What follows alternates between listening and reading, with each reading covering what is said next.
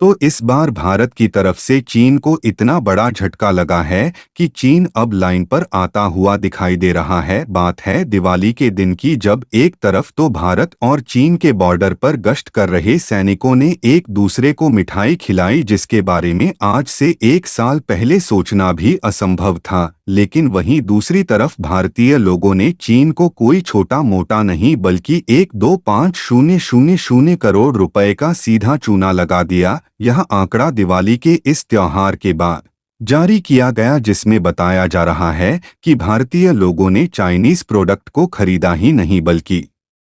उन्होंने ज्यादातर made in India सामानों को खरीदा। यह नुकसान चीन के लिए इतना बड़ा है कि इस खबर ने चीन की नींद उड़ा दिया है, क्योंकि यह वही चीन है जो हर बार भारतीय त्योहार से जमकर कमाई करता था। लेकिन इस बार भारतीय लोगों ने जिस तरीके से चाइनीज प्रोडक्ट को इंडियन मार्केट में बहिष्कार करना शुरू किया, उससे चीन मिट्टी में मिल चुका है। पूरी डेवलपमेंट क्या है इस वीडियो में समझते हैं, लेकिन आगे बढ़ने से पहले भारत ने चीन को जबरदस्त चूना लगाया है, उसके लिए इस वीडियो को एक लाइक करके चैनल को सब्सक्राइब जरूर कर लीजिए, क्योंकि आपके लिए 1 सेकंड का काम है, लेकिन इससे हमारी काफी बड़ी मदद होती है। दुनिया भर में कुल 195 देश मौजूद हैं, लेकिन इन सभी देशों में से चीन ही एक ऐसा अकेला देश है जो कि अपने यहाँ प्रोड्यूस किए गए सामानों को सबसे ज्यादा दुनिया भर के देशों में एक्सपोर्ट करके कमाई करता है। और भारत का पड़ोसी देश होने के साथ साथ चीन के लिए भारत भी एक बहुत बड़ा एक्सपोर्ट डेस्टिनेशन है, क्योंकि चीन के द्वारा जिन देशों को सबसे ज्यादा सामानों का एक्सपोर्ट करके कमाई किया जाता है, उसमें से भारत का स्थान 5वें नंबर पर है। और खासकर भारतीय त्योहारों के माध्यम से चीन की कमाई हर साल जमकर होती है, क्योंकि दिवाली, रक्षाबंधन और होली जैसे त्योहारों में चाइनीज प्रोडक्ट जैसे कि इलेक्ट्रिक सामान और बाकी के डेकोरेशन वाले आइटम्स की बिक्री इंडियन मार्केट में काफी ज्यादा होती है, क्योंकि चीनी कंपनियां प्रोडक्ट की क्वालिटी को घटिया करके इंडियन मार्केट में लो प्राइस में बेचती है। और इस तरीके से भारत के लोगों द्वारा त्योहारों में खर्च किया गया इन प्रोडक्ट के लिए जो ज्यादा पैसा होता है वह चीन की जेब में चला जाता है, और इससे चीन कि कोई थोड़ी बहुत नहीं बल्कि लाखों करोड़ों डॉलर्स में एक एक त्योहार के दिन कमाई होती है। यानी कि एक तरीके से चीनी कंपनियां अपनी घटिया क्वालिटी के प्रोडक्ट देकर सस्ते सामान के नाम पर भारतीय लोगों को छूना लगा जाती है। लेकिन इस बार की दिवाली पर हम लोगों ने चीन को ऐसा जबरदस्त चूना लगाया है कि चीन उसे सदियों तक नहीं भूलने वाला, क्योंकि यह रिपोर्ट दिवाली के बाद ही निकलकर सामने आई जिसमें आप साफ साफ देख सकते हैं कि चाइनीज सामान को भारतीय लोगों ने खरीदा ही नहीं, जिससे चीन को इंडियन मार्केट से लगभग 25,000 करोड़ रुपए का नुकसान उठाना पड़ा है। और ऐसा भी नहीं है कि लोगों ने डेकोरेशन के लिए सजावट के सामानों को नहीं खरीदा, बल्कि लोगों ने इस बार हर बार की अपेक्षा जमकर खरीदारी की। लेकिन चाइनीज प्रोडक्ट की जगह पर मेड इन इंडिया का जलवा देखने को मिला। वैसे देखा जाए तो यह पहली बार नहीं है जब चीन को इंडियन मार्केट से त्योहार के सीजन में नुकसान का सामना करना पड़ा है, बल्कि पिछले 2-3 सालों से दिवाली और धनतेरस पर चाइनीज प्रोडक्ट्स की डिमांड भारतीय बाजारों में लगातार घटती जा रही है। खासकर डेकोरेटिंग आइटम्स की बिक्री पहले के मुकाबले काफी घट गई है। डिमांड कम होने से इंपोर्ट भी कम हो रहा है, जिससे घरेलू सामानों की बिक्री बढ़ रही है। लेकिन इस बार चीन ने जो इंडियन मार्केट से उम्मीद जताई थी, उसके मुताबिक कुछ ज्यादा ही घाटा उन्हें झेलना पड़ा। दरअसल हाल ही में भारत और चीन के बीच जो LAC यानी कि लाइन ऑफ एक्चुअल कंट्रोल को लेकर विवाद था, उस पर भी दोनों देशों ने समझौता किया, और इस समय दोनों देशों की मिलिट्री मिलकर बॉर्डर की सुरक्षा कर रही है।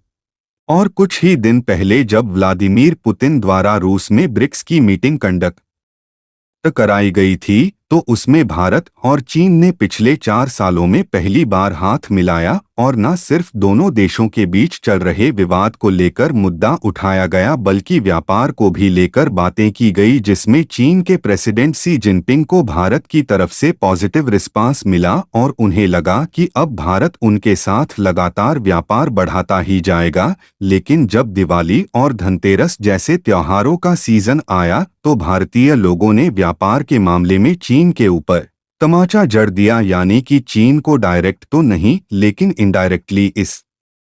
बात का मैसेज जरूर मिला है कि भारत के साथ उनकी दोस्ती भले ही अच्छी हो जाए, लेकिन जब तक उनकी कंपनियां प्रोडक्ट की क्वालिटी को बेहतर नहीं करेंगी और लूटखोरी बंद नहीं करेंगी, तब तक भारत के लोग चाइनीज प्रोडक्ट्स का बहिष्कार करना बंद नहीं करेंगे। और चाइनीज प्रोडक्ट को इंडियन मार्केट में इस तरीके से बहिष्कार किया जाना उनके लिए कितना बड़ा झटका है, इसका अंदाजा आप इस बात से लगा सकते हैं कि भारत दुनिया भर के जिन देशों के साथ अपना व्यापार करता है उनमें से भारत का सबसे बड़ा व्यापारिक साझेदार अगर कोई देश है तो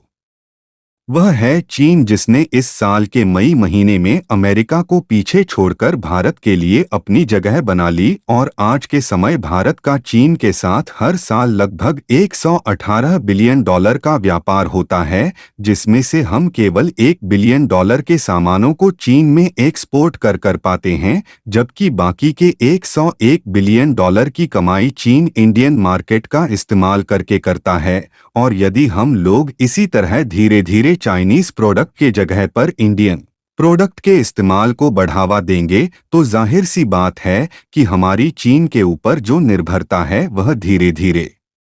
कम हो जाएगी और हम लोग ज्यादातर मामले में आत्मनिर्भर हो जाएंगे। और इस बात में दो राय नहीं है कि देश में प्रधानमंत्री नरेंद्र मोदी ने साल 2020 में आत्मनिर्भरता को बढ़ाने के लिए जो वोकल फॉर लोकल अभियान शुरू किया था उसका असर अब दिखने लगा है और चाइनीज सामानों की बिक्री लगातार घट रही है, जिसमें इस साल अधिकतर लोग दिवाली पर इलेक्ट्रॉनिक्स सजावट के स्वदेशी सामान खरीदते हुए नजर आए। इसके अलावा सोने चांदी के मामले में भी कैट यानी कि कन्फेडरेशो तेरस पर लगभग 60,000 करोड़ रुपए के कारोबार होने का अनुमान लगाया गया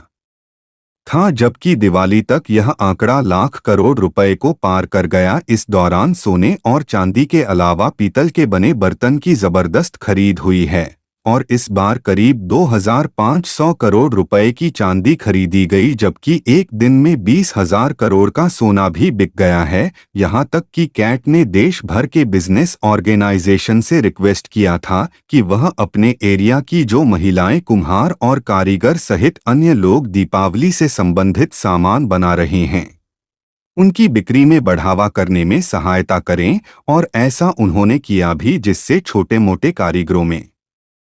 जागरूकता बढ़ी और उन्होंने इस बार भरपूर मात्रा में घरेलू तौर पर सजावट के सामानों को तैयार किया। और ओवरऑल पूरे भारत में जिस तरीके से ऑर्गेनाइजेशन बढ़ रहा है और घरेलू तौर पर प्रोडक्शन को बढ़ावा दिया जा रहा है, इससे वह समय दूर नहीं है जब भारत एक ऐसा देश बन जाएगा जो सबसे ज्यादा आत्मनिर्भर होने वाला है। अगर आप भी भारत देश से प्यार करते हैं और आगे बढ़ते हुए देखना चाहते हैं तो कमेंट बॉक्स में मेड इन इंडिया की बौछार कर दें और इस वीडियो को एक लाइक करके अपने मित्रों तक शेयर जरूर करें ताकि उन्हें भी जानकारी मिल सके। इसी तरह और भी नॉलेजेबल वीडियो देखने के लिए चैनल को सब्सक्राइब करके बेल आइकन को ऑल पर जरूर सेलेक्ट करें। जय श्री राम।